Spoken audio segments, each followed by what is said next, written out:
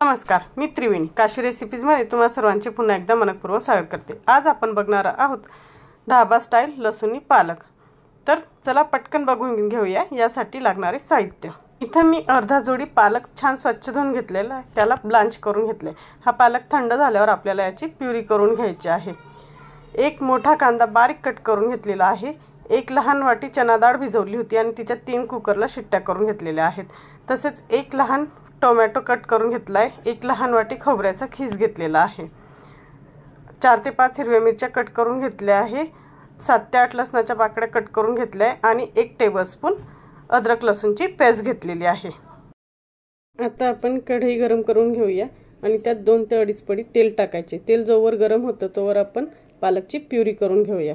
आता इकडे आपलं तेल छान गरम झालंय, त्यात आपल्याला टाकायचं आहे जिरं तर छान तडतडलं की आपल्याला टाकायची मिरची। मिरचीऐवजी माझ्याकडून चुकून कांदा टाकला गेला होता अगोदर, काही हरकत नाही। कांदा छान गोल्डन ब्राऊन रंगावर परतवून घ्यायचा आहे आणि कांदा परतला गेला की यात मी अर्धी अद्रक लसणाची पेस्ट टाकणार आहे आणि तिचा कच्चा वास जाईस्तोवर आपल्याला ती छान परतवून घ्यायची आहे।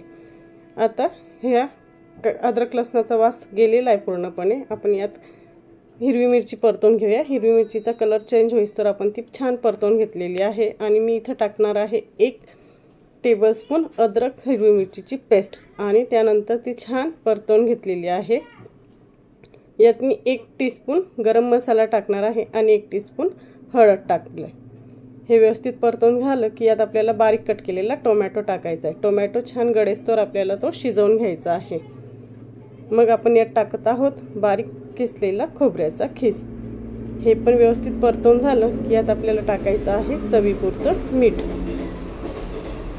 मीठ टाकल्यानंतर हे सर्व साहित्य एकदा परतवून घ्यायचं आहे आणि मग यात टाकायचे आहे आपल्याला उकडलेली चना डाळ आणि छान परतवून झाली, याला तेल सुटलं की आपण यात टाकायचे आहे पालक प्युरी आणि हे छान एकजीव करून घ्यायचं आहे। त्याच्यानंतर आपण जे पालक ज्या पाण्यात ब्लांच केलं होतं ते पाणी साईडला काढून ठेवलं होतं, ते गरम पाणी ह्या मिक्सरच्या भांड्यात घ्यायचं आहे आणि आपल्याला भाजीची जेवढी कन्सिस्टन्सी हवी आहे त्याप्रमाणे आपण ते पाणी यात ॲड करायचं आहे। मी मिक्सरचं भांडं त्या पाण्याने धुवून घेतलेलं आहे, तेच पाणी मी आता इथं भाजीसाठी वापरत आहे।